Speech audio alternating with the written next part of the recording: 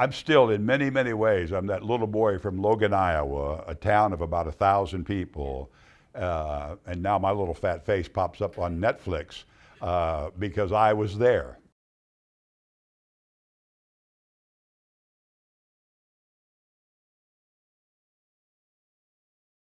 Dale, thank you for sitting with us. I mean, the documentary, of course, has taken the world by storm, but you had a front row seat to all of it. So I want to take you back, way back, not to age you, my friend, but what was your first day covering the Cowboys like? Oh my gosh, I still remember it. 1980, actually, before I even came to WFAA. But I was in training camp with the Dallas Cowboys, and I'm interviewing Drew Pearson. Tom Landry was there, Tex Schramm was there, Gil Brandt was there. And this is when the Cowboys were still at their highest peak. Roger Staubach had just retired, but Danny White was about to take over, and I was still, being this guy from Omaha, Nebraska, that had only seen one NFL game in my entire life at that point, and that was Roger Staubach's last game in the playoffs against the LA Rams the year before I came to Dallas.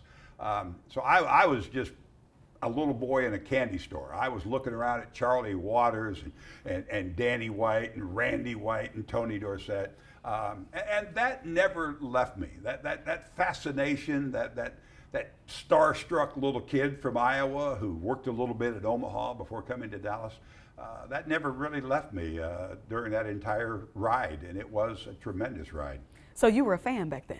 I was a huge fan. People, I think, have forgotten this as my career went by. I was your typical sportscaster who was a glorified cheerleader for the hometown team. I used to wear a big cowboy hat to all the games. Charlie Waters told me he wanted me to wear it because they started a winning streak when I first put it on back then. And so Charlie always said, I want to see you in that hat. We were in Green Bay for a game, and I say we, I mean I was there. And I'm leaving the locker room, and a bunch of little kids wanted my autograph. You know, I'm about 6'4" and 200 plus pounds. I kept telling them, I swear to you, I'm not a player. I'm not a player. They go, no, sign, please sign. So I'm standing outside the bus signing autographs for these little 10, 12-year-old kids in my cowboy hat. And a buddy of mine on the bus took a picture, and I still have the picture at home.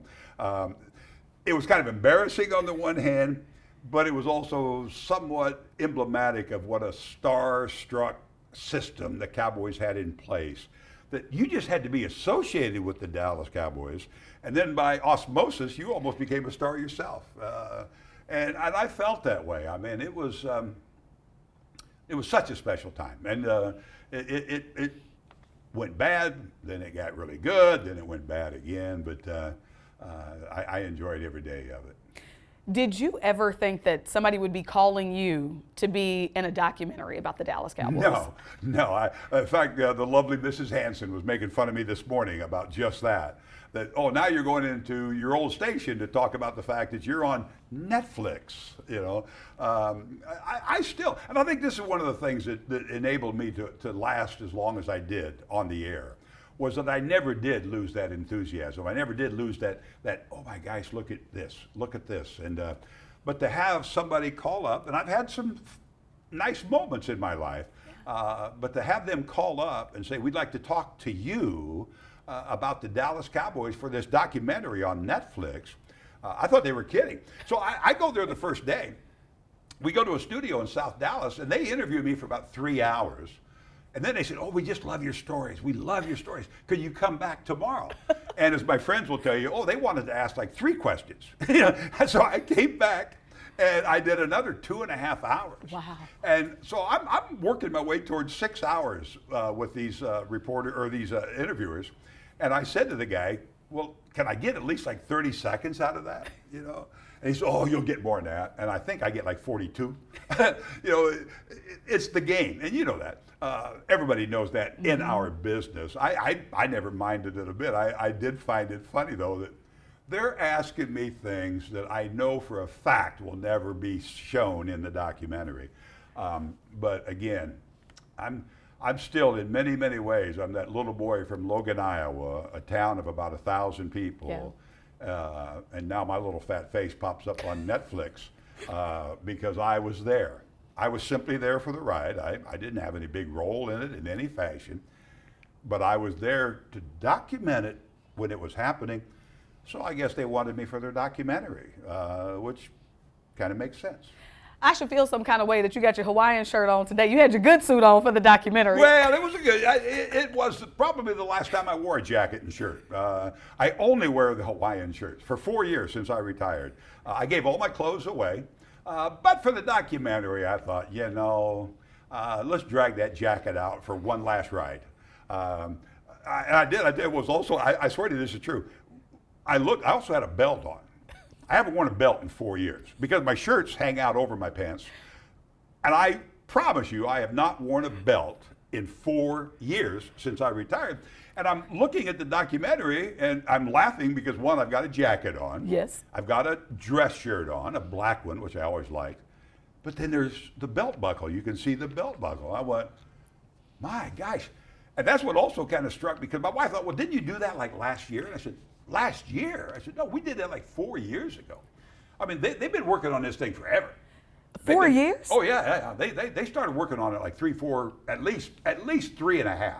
Because I'm serious when I tell you, shortly after I retired, I gave all my clothes away. Mm-hmm. I really did. And I don't remember the last time I wore a sport jacket. And I guarantee you it was at least 3, minimum of 3. And I think it was actually sometime around the end of 2021, thereabouts, when they did that. I could be wrong because I am old, but I know for a fact it wasn't last year. I mean, it was a long time ago. And the main reason I know that is I know for a fact I couldn't get that belt on now if I wanted to wear that belt. So it had to be a long time ago. Dale, I want to take you back to when Jerry bought the team. Yeah. What was like the vibe? What was the mood in Dallas when he bought the team? It was horrible. I mean, it was absolutely horrible. It was, as they referred to in the documentary, and we all referred to it back then, it was that Saturday Night Massacre. Mm-hmm. That this country bumpkin guy from Arkansas was going to buy the revered Dallas Cowboys. And then the Landry firing, I guess, and I do think it was a firing, but that was somewhat misplayed as to how that all went down. I still blame the previous owner, Bum Bright, for that. If you're going to sell, when I was working here at WFAA, if the station was going to sell to somebody and that somebody said, I don't like fat, bald sportscasters, I want to bring in my own guy, I don't think it's their job to tell me. I think it's my managers here, their job to tell me. And Bum Bright didn't like Tom Landry for a lot of goofy reasons. So Bum Bright just left Tom Landry, spinning in the wind. Mm-hmm. And Jerry Jones took the brunt of the criticism for that. But it was a shocking moment because Landry was that proverbial rock. Mm-hmm. I mean, he's not going anywhere. I mean, they're going to carry Tom Landry out of Texas Stadium. They're not going to push him out. And then here comes this guy from Arkansas. We all did kind of know that Jimmy Johnson was a hot ticket. I mean, Jimmy Johnson, he could have gotten a job at almost anywhere. Any NFL team he wanted. So that was kind of a hot ticket. And Jimmy handled it, for the most part, pretty well at his press conference. But, man, it was tough. I mean, people were mad. People were angry. People thought that this institution that really does represent this entire region, I mean, that's the true identity, I think, of the Dallas area. Even if they were in Irving and now Arlington, they were still identified as the Dallas Cowboys. And to have that ripped away from us by a guy from Arkansas who's acting, as he said, like it's Christmas morning, as he's firing the legendary Tom Landry. Oh my gosh, I thought the world was coming to an end. I kept looking for signs because I thought the world has to be ending now. It's been decades. Was it time though? Yeah, it really was. When they went to the Super Bowl, it's a hard thing to say and not a popular thing to say, I'm sure. But when they went to that first Super Bowl in Pasadena to play the Buffalo Bills, I was interviewing Tex Schramm, the former general manager and team president, live on the air in Pasadena. And I said to him, would the Cowboys still be playing in this Super Bowl if you and Tom Landry were still in charge? I wanted to duck because I was prepared to get hit. I mean, he snapped. I mean, he just like, well, I certainly think so. Well, the reality is they wouldn't have been because as Tom Landry said back then, he would have never traded Herschel Walker. The Herschel Walker trade laid the foundation to rebuild the Cowboys in the image that Jimmy Johnson wanted. I love Tex Schramm to death. I have all the respect in the world for the great Tom Landry. But yes, as harsh as that is, I think for some people to accept, if you wanted the Cowboys to go back and win Super Bowl games, there was going to have to be a change. Jerry Jones brought that change, and he made those Super Bowls possible. He really did. All right, we got to get to the T. How the heck do you get a picture of Jerry Jones and Jimmy Johnson just at the local Mexican restaurant on the massacre night? Like, I need to know how the heck you make that happen. Well, I didn't make it happen. Let's be very clear about this. But it was a reporter from the Dallas Morning News who just happened to be having dinner there. It was a popular little place. And as Jerry points out in the documentary, and I'm going to take him at face value because he might be lying, but I don't think he knew, at least he claims he didn't know, that it was one of Tom Landry's favorite restaurants. So they're sitting there, and it was a favorite place for a lot of people. And there was a reporter from the Dallas Morning News, a football writer, who happened to look up and see Jimmy Johnson sitting there. Then he realizes, oh my gosh, that's Jerry Jones. Calls the paper, they get the photographer, and that's when it all started to unravel. That's when it all started to explode, because the rumors had started. The story breaks on Channel 5. Scott Murray broke that story on a Thursday night at Channel 5. And the craziest part about that was I'm speaking at a banquet in Dallas that night. And this is, there were really no cell phones and the like back then, when life was better. And they interrupt me like 4 times during my speech, handing me a note saying that, the station wants you to call immediately. The station wants you to call immediately. And I just kept tell them I'll be there in a little while. Tell them I'll be there in a little while. I get back to the station, and this place is going crazy. I call Tex Schramm.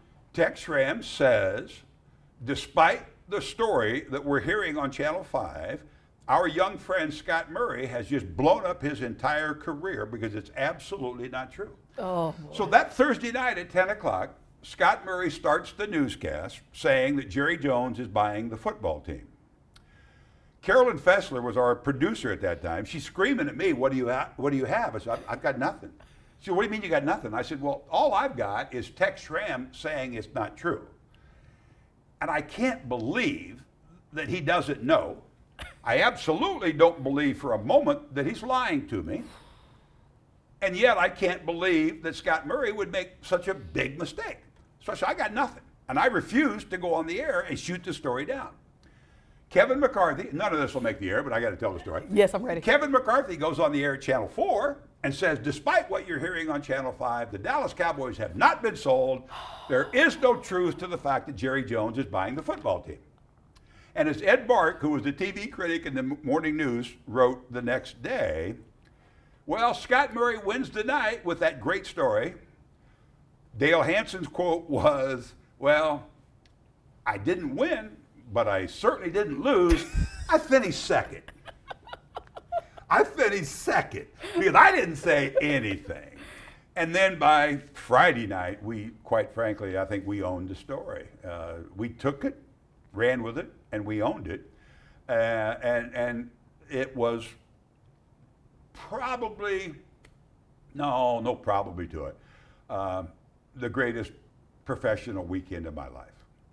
The absolute greatest professional weekend of my life. Not the most pleasant, not the most fun, but as a lot of people in our business know, the best weekends really aren't fun. Yeah. The best weekends sometimes are hard, sometimes are difficult, sometimes are uncomfortable. And that weekend was all of that. And I loved every moment of it. I loved absolutely every moment of it. And seriously, it would probably be my favorite weekend of all time in this crazy business that we call local news. So now we got to go back. Okay. I am a huge Cowboys fan. Yeah. I know I shouldn't say that, but I am. It is what it is, okay? I wear my heart on my sleeve. But one thing that I learned in this documentary, I did not know the complexities of the Herschel Walker trade. So, of course, the team trades Herschel. You get on TV back then and say what? I was very upset as well, as everybody else was. I mean, I wasn't, any different than anybody else. I thought it was a ridiculous trade. Tom Landry was saying I would have never made such a trade. I thought, like most people did, well, you've really only got one really good player at that time, and you're trading him away. It made no sense. Jimmy Johnson called me a day or two later and said, let me explain to you how this is going to work. And he talked me through it, as he did, quite honestly, on many occasions. And I thought, well, yeah, it makes a little more sense, not a lot. But as Jimmy said, and maybe it was self-serving to him, but I do believe this, they could have won 6 or 7 games that first year. They could have been 5, 6, 7 wins. But that's where they were getting stuck in the previous years, winning 3, winning 6. They were always trying to fix what was already broken. Jimmy knew, I believe this, Jimmy knew, I got to tear this thing down. I got to tear it apart and rebuild it. And the only way I'm going to do that is with draft picks. And the only real commodity I have is Herschel Walker. At the same time, they didn't really think Herschel Walker was as great as he was portrayed to be as a running back. They make that trade. The Minnesota Vikings think they've got the steal of the century. Most people in Dallas thought the Vikings had just ripped off these idiots from Florida and Arkansas. Got fleeced. And Jimmy talks me through it, and then I became, all right, well, this might work. It might work. And then certainly, 2, 3 years down the road, it was obvious that, yeah, it was the biggest steal maybe in NFL history. And it was the Cowboys who made the steal. And it was Jimmy Johnson who made the steal. Jerry, all the way through that documentary, is still whining about the fact that he didn't get enough credit. But it wasn't a Jerry Jones trade. It was a Jimmy Johnson trade that laid the foundation for the next 3 Super Bowls to come. So we got to talk about Jimmy too. One of my favorite things about this documentary is you get so much behind the scenes of the coaches and the players and just big moments. Was Jimmy really that crazy? Oh yeah, yeah. I mean, think about this, and they talk about it in the documentary. Jimmy came to Dallas, married for 20 plus years, and then realized, well, I needed a wife in college because there's a lot of glad handing in college, but I don't need a wife in the NFL. And he told her so.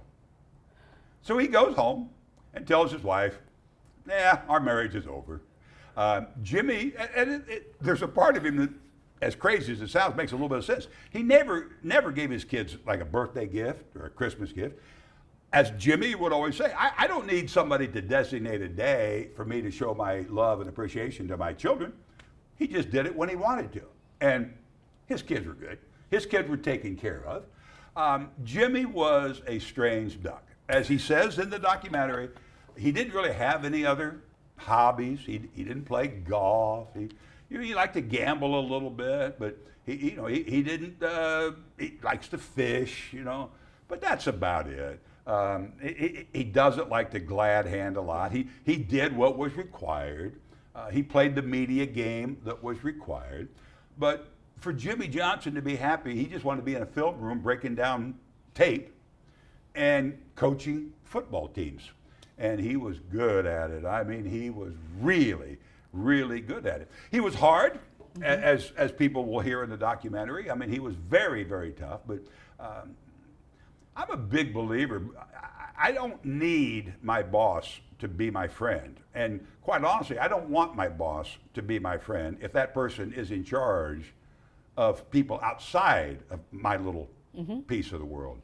I think people in authority have to be different than that. Barry Switzer came along. He wanted to be everybody's friend. Well, and they all talk about how much they love him, and I get that. I mean, I really do. And you'll see people in our newsroom will do the same thing. Yeah. Oh, I just love so-and-so. Yeah, but they weren't really much of a boss. They were a good person. They were a nice person, but mistakes happened because we didn't have that firm hand of somebody that ran it like Jimmy ran the Cowboys. And we saw that as a result. Yes, Barry, I came away, this will shock everybody, I came away with a certain amount of empathy for who Barry Switzer actually is, because I despised the man for a couple of decades. But while I do understand, and I'm sure there are people that would, hey, great, he, like Charles Haley says in that thing, he came to my house and tried to settle me down when he got in a big fight and everything. Oh, that's very nice. That's what a good friend should do. But I don't think a good friend should be the head coach. I think that requires a different skill set that Barry Switzer did not have. Jimmy Johnson did. Barry Switzer didn't, and we see that all the way through the documentary. Jimmy Johnson told those men they didn't deserve dinner because they lost, and he felt sick, and he wanted them to feel sick too. You think that would fly in today's NFL? Oh no, of course not. Of course not. I was on that plane, by the way, and I was hungry. I didn't get fed either. No, nobody. I didn't.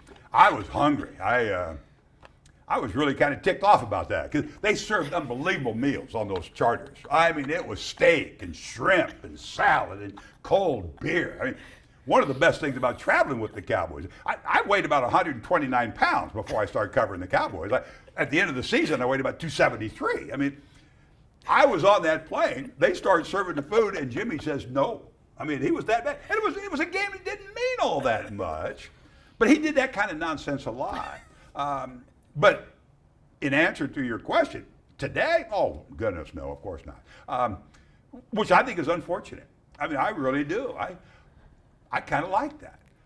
And you look at the way the practices are run today. Yeah, okay, it's easier, it's better. They get days off. Never heard of such thing. In the beginning with Landry, it was 2-a-days for like 3 weeks straight. Now they do 2-a-days with no pads and then take Wednesday off. I mean, it's a different world. It doesn't necessarily make it absolutely worse, but I would argue that it does. I think Jimmy would argue that it does.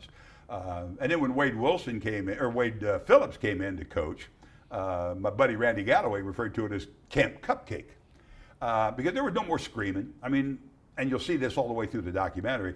Jimmy is screaming at guys. He's cussing out guys. Well, there's Barry and Chan Gailey and Dave Campbell just saying, yeah, okay, boys, all right. Yeah, okay, don't hit too hard, boy. Don't hit too hard. Which is why the team has kind of done this. But some of that is required by NFL rules today. But it does sound like the old man whining from the bleachers, but my golly, the kids are just too soft today. The kids are just, because back in my day, we cracked your head. And then, of course, we find out later you got brain problems, but it was a different game back then. And Jimmy was a man of his time.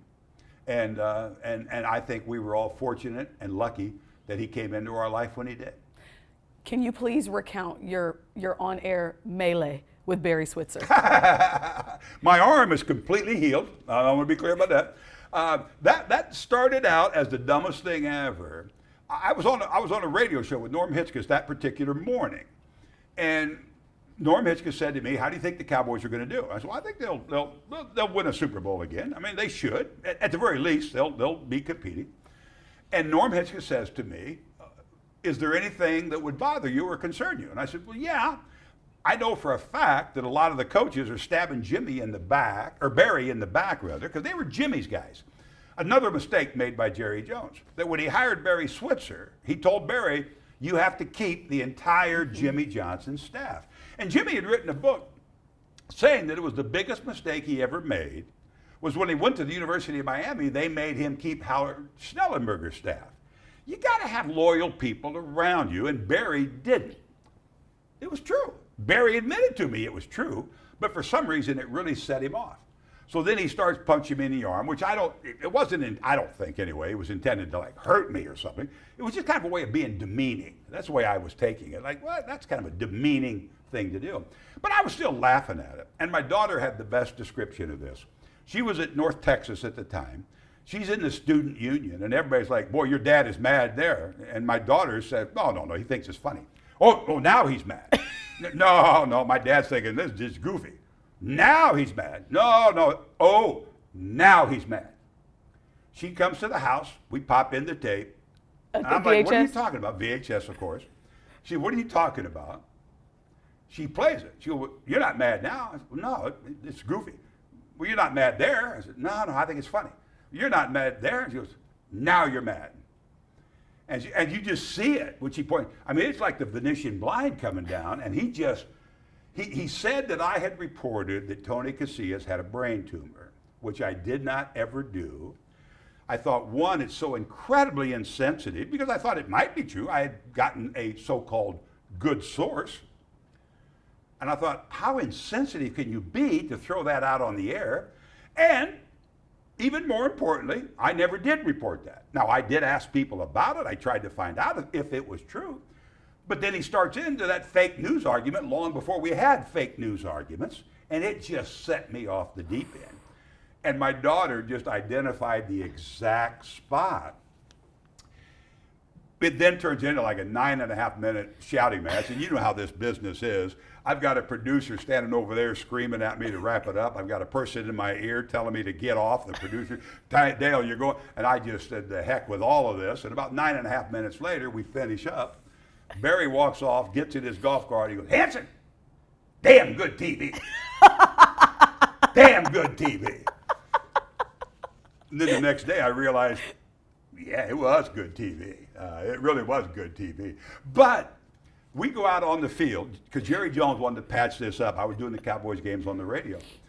And Aikman tells the story better. Jerry comes over to me on the sideline and takes me right out in the middle of the field. I'm right in the middle of practice. And he said, let's go talk to Barry. We got to patch this up. And Aikman's in the huddle calling plays, and I'm standing like right there. And Aikman looks over at me and goes, what are you doing out here? And I said, I have no idea. I have no idea. So practice ends. Barry and I get in a cart. And then, which is another thing that just still burns me to this day, Barry says to me, I'll never forget it, well, of course I've got problems with the coaching staff. Butch Davis thinks he ought to be the head coach. Joe Abbazzano thinks he ought to be the head coach. But I'm dealing with that, and I'm going to take care of it. I said, Barry, I never said you weren't going to take care of it. But you know it could be a problem, and that's all I said.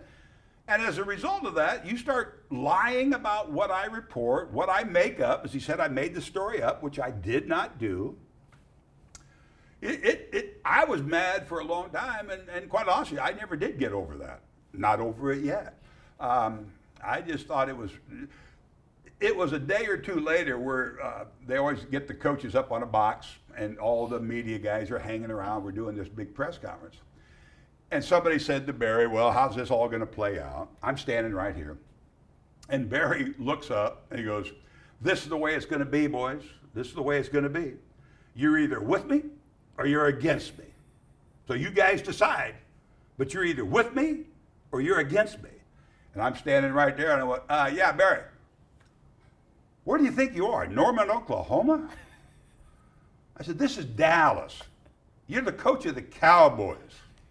We're not into that. We're either for you or we're against you. And everybody went, oh man, this is not going to end well. And it was crazy. I mean, it was crazy. And eventually I left the radio broadcast because you can't have a guy in the radio broadcast who thinks the head coach is an idiot. And I thought the head coach obviously was an idiot, and I think I was eventually proven right about that. So I left, and then Jerry fired me, and then I quit, and Jerry fired me. I mean, it was a mess, but fun. And I got my money, so that's all that really mattered at the end of the day. So. What was it like when Deion got here? I wasn't a fan of that, and it was that crazy time that I thought Jerry hit the panic button, and I think we did see the end result of that. I really do. Deion is the most gifted athlete I may have ever seen. But I had this run-in with, not a run-in, but I met Deion a couple years earlier when the Cowboys were playing in the Super Bowl. And Deion was there in Atlanta.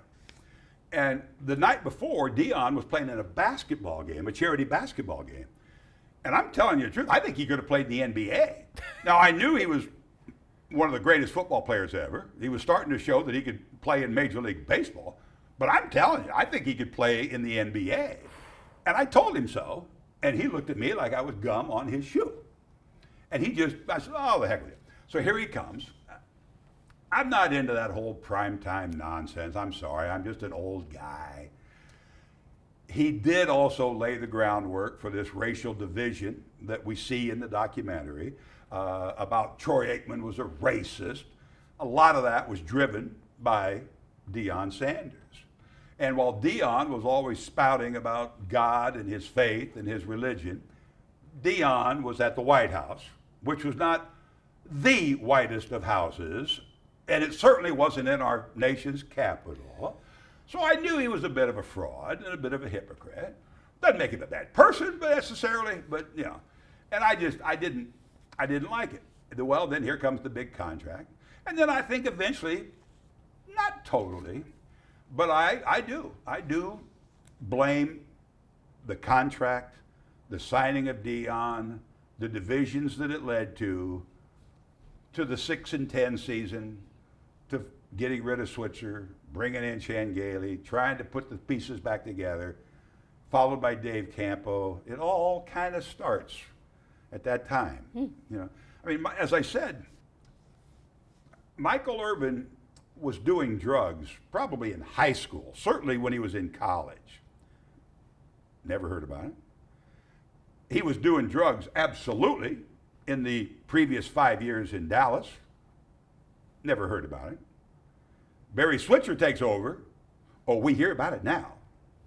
We hear about it now. Because as Joe Brodsky, the running backs coach, told me, Jimmy Johnson kept his boot on the throat of Michael Irvin and kept him in line. Not perfectly towing the line, but kept him out of the darkest places that Michael sometimes wanted to go. Here comes Deion, leading the parties, bringing in the strippers to Phoenix for they had a trail of limousines that brought strippers to Arizona for the Super Bowl game against the Steelers, which they failed to mention in that documentary. I thought that was kind of an interesting part. Led by Deion and a few of the guys. And here's Aikman, as we see in the documentary, just going nuts. This is not the way we play football. This is not who we are. So again, I'll give him all his props for being this unbelievably talented football player. But I wish he had left his heart in San Francisco and stayed there. I really do. Talk to me about the triplets. It's one of the most fascinating groups that's ever been on any team in any sport. And they were perfect. They were the perfect combination at the perfect time. Highlights are gorgeous. I don't think Troy Aikman would have been Troy Aikman without Michael Irvin and Emmitt Smith. I definitely don't think Michael Irvin would have been Michael Irvin without Troy Aikman and Emmitt Smith. And I don't think Emmitt Smith would have been Emmitt Smith without Troy Aikman and Michael Irvin. It was the perfect storm of the perfect combination. As they say in the documentary, well, if you want to gang up in the box, meaning, you know, up close to the line of scrimmage, to stop Emmitt, well, then we'll just throw it to Michael. And if you back up to take care of Michael so that I can't throw it to him, then we'll just give it to Emmitt. I said one time we're doing a banquet, and I had Emmitt and Troy Aikman on the panel with me. Mm-hmm. And I looked over at Emmitt, and I said, so what would have happened to you if you'd been drafted, say, by the Cleveland Browns? And Emmitt says, you probably never would have heard of me. He said, I doubt that I would have been able to do much playing in Cleveland. And I looked over at Aikman and I said, well, what would have happened if you had been drafted by the Cleveland Browns? And Aikman looked at me and he goes, oh, I think Cleveland would have started winning Super Bowls. Of course he did. And I said, wait a minute. I thought Emmitt would have said that, right? So a couple of years go by, and I'm at another banquet with these guys, and I asked him the same question. I said, so Emmitt, what would have happened if you were drafted by Cleveland? He goes, oh, I think Cleveland would have started winning Super Bowls. I went, no, that's not the answer. But I really do think that Emmitt Smith, tremendous running back, and I think it's one of the problems that Emmitt had with me at times over the years, is that he somehow thought that I didn't respect him enough, or I didn't think he was great enough. No, I knew he was great. I still to this day don't think he's Gale Sayers or Barry Sanders necessarily as a pure running back. But I know the greatness of Emmitt Smith. You don't need to prove anything to me. I don't think Michael Irvin's the greatest receiver I've ever seen. I am kind of partial toward Aikman, but still, you know, I'm not saying he's the greatest quarterback of all time. Not remotely saying that. But all three of them, number one, are on a short list, on a very short list. And you put all three of them together, now I think we move to the top of the list. All three of them together were just absolutely fabulous. Just absolutely fabulous. And had somehow Jimmy been convinced to stay and Jerry allowed him to stay, As Michael Irvin says in the documentary, I think they won at least 5 Super Bowls in a row, but they blew it up. What do you think was the final straw that kind of broke the camel's back between Jimmy and Jerry? Well, I don't think there's any question the final straw was that little meeting in Orlando. But I think that toast that they have in Orlando, they had just won a Super Bowl. Now they're in Orlando at the owners' meeting. Dave Wanstead, Norv Turner, Jimmy Johnson, a couple of his buddies are all in this booth having drinks. Jerry walks by with a drink and says, "A toast to the great coach's staff winning a Super Bowl." And Jimmy, being Jimmy, just sat there with his arms folded, didn't raise his glass. And it just sent Jerry to the darkest place he could go. But it's like a lot of people that let things build and let things fester for a while. Yeah, that oven by itself is kind of trivial, but it's not really that moment that lit the match. The match was over here and the fuse was burning for a long time, and now it blew up. The thing that I think happened in a nutshell was 2 things basically. Jimmy wanted out. He never stays anywhere longer than 5 years. Never stayed anywhere longer than 5 years. So there's a part of him that wanted to go back to the beaches of Florida because that's the place he loves. But at the same time, Jerry wanted credit. And I still think that's the biggest issue that's never left him. There's a scene, the most surprising moment of the whole thing to me, and you knew I was going to work this in.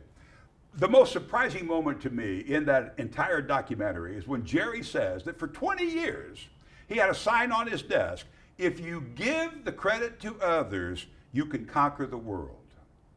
And I jumped up in my recliner watching that, and I thought, well, what'd that do, fall off your desk? Because you say it was on your desk for 20 years, and for the last 25 years, at least, almost 30 years, you don't give anybody credit. It's all about you. You claim that you make the draft picks. You claim that you traded Herschel Walker, and you did not, Jerry. You did not.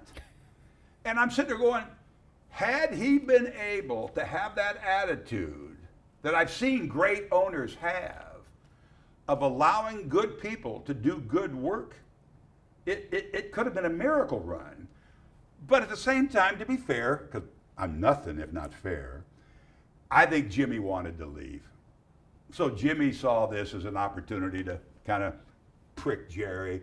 Jerry gets mad, goes to the bar, grabs Ed Werder by the pant leg from the morning news and said, "Don't go away, I'm going to give you the biggest story of the year." And then they sit there over drinks saying, "I'm going to fire Jimmy Johnson." Incredibly stupid. But a lot of things with Jerry and Jimmy, there was a balancing act as to how this all played out. It's like we talked about with how Jerry handled the Tom Landry situation. Not as bad as it appears on the surface. How he handled Jimmy Johnson at the end, not really as bad as it might appear on the surface. It was bad. But when you have the gall to tell me that you have a sign on your desk that says, "Give credit to others, you can conquer the world," which I absolutely believe is true. And it took me a long time to learn that. But I absolutely believe that's true. My first follow-up question is, it must have fallen off your desk, Gary, and it must have gotten lost in the move from Valley Ranch to Frisco. Because you don't give credit to anybody, and as a result, for more than 30 years now, you're not conquering anybody either. And I don't know why Jerry can't get that through his head. Why does he sit there and look at 30 years of maybe the greatest franchise in all of sports, not able to even get to the NFC Championship game, forget the Super Bowl, and not realize there's something wrong? I said to him one time, and the only time he really got mad, because Jerry's one of the greatest guys in the world with a camera in his face. I said to him live on the air over at Victory Park when we were over at the studios. And my question to Jerry was, can you name a team in any sport, that would hire you to be their general manager based on your record, unless, of course, you bring your checkbook with you? Name me a single team. Can you do it? He goes, "Yes, I can." And I looked at him, I said, "I'll wait." Now, it felt like I waited like 15 minutes. I probably waited about 12 seconds, if that. But you know how dead air is. And I'm just staring at him. And he's kind of blubbering around. And I said, Jerry, that's my point. There's not a single team in any sport that would hire you to be their general manager. Not a one. And yet you insist upon being the general manager of one of the most iconic franchises in all the sports. That's my problem with you as the general manager. That's why the Cowboys can't get back to the Super Bowl. We finished the interview. John McKay and Gloria Campos have both swallowed their tongues. They're about ready to throw up in their mouths. They're stumbling to pitch to a commercial break. Jerry stands up. I then reach out to shake hands and thank him for the time, and he just slaps my hand and storms out.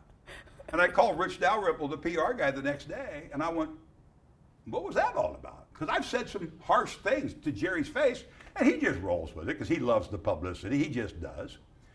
And Rich Dalrymple says to me, you sliced his Achilles tendon. You exposed him to the one thing that he knows he can't answer. You exposed him, and it really set him off. He said, our drive back after that interview was maybe the maddest I've ever seen Jerry Jones. And being the idiot I am, I went, well, then I guess my work here is done. Dale. Last one I have for you. All right. Watching the documentary, it's absolutely stunning. It's amazing. It's amazing. I mean, for you, what is it like watching just these iconic moments that you covered up front, replayed, and what would you tell people who haven't maybe seen it yet? Well, I've already told people, one of the young guys I used to work with here, a guy named Billy Sons, who was on the floor crew, and he said, I'm not going to watch it. I'm so mad at Jerry and everything. I texted him late last night saying, you have to watch it. And I would tell everybody to watch it. It's a brilliant production. It's a brilliant story all the way through. As my wife said, it plays like a movie. It just plays like a movie. And I was talking to Troy Aikman about this morning, as I name drop another name here. But I was talking to Troy this morning, and I said, I thought you were great in the documentary. He said, really? He said, do you think so? Because I thought I came off bad. He said, I didn't think I came off well at all. And I said, no, I thought you were perfect. You are who you are. He's a tough, hard man. A little rough around the edges, maybe, but man, I loved every bit of it. And as he said to me, I'll bet you had a lot of memories flashing back to you, just like I did watching it. And he goes, Hansen, it was a hell of a ride. And that's what I thought. I watched it. It runs through like one of the best movies I've ever seen. I watched all 8 episodes yesterday. Stayed up till about 2:30 this morning to finish it. Couldn't believe it. Stunning, just sat in my chair, 2:30 in the dark. Almost tearing up. Because my career, my little piece of it, was flashing back before my eyes. And then, quite honestly, they had a couple of shots that almost did make me break down. Because I was on the field with Troy Aikman, which I was every game that I was broadcasting. And they shot it from behind, and you can see that I really am fat and bald, and I just bawled like a baby. What made you emotional? No. But it was. I am the guy that cries at the Waltons when Grandpa got sick. So I don't apologize for that. But I did have a choke in the throat, and I was tearing up on more than one occasion, just because it was who I was. And it was kind of what I was saying when I retired in 21. Retirement doesn't bother me. Not being who I used to be bothers me a great deal. I wish I was 39 again. I wish I was 42 at the Super Bowl. I wish I was 43 in Aikman's suite at 2 in the morning complaining that they wouldn't sell us beer because we're out. Retirement's fine. Being 77 is fine.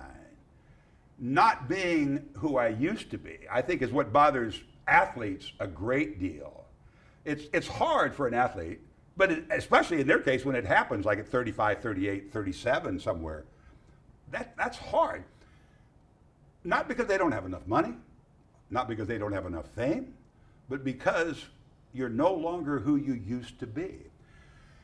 So I watched it, and I will probably watch it 5 or 6 more times because it reminded me of of who I used to be, the people I used to know, the stories I used to tell. And while it's hard to realize those days are gone, it's like that old adage of don't cry because it's over, smile because it happened. And that's what I choose to do. I'm going to watch it with a smile on my face every time. And I think everybody, as the lovely Mrs. Hansen said, whether you're a Cowboys fan or not, it doesn't matter. The story is so well done. The production is over the moon. And I want to send these guys a note and tell them, to paraphrase the great old golfer Bobby Jones, the people who put that documentary together have a talent with which I am not familiar. It is that good, and I recommend it to each and every one of you. It's a fabulous story. It's a fabulous story. Dale, thanks for sitting with me. All right, thank you.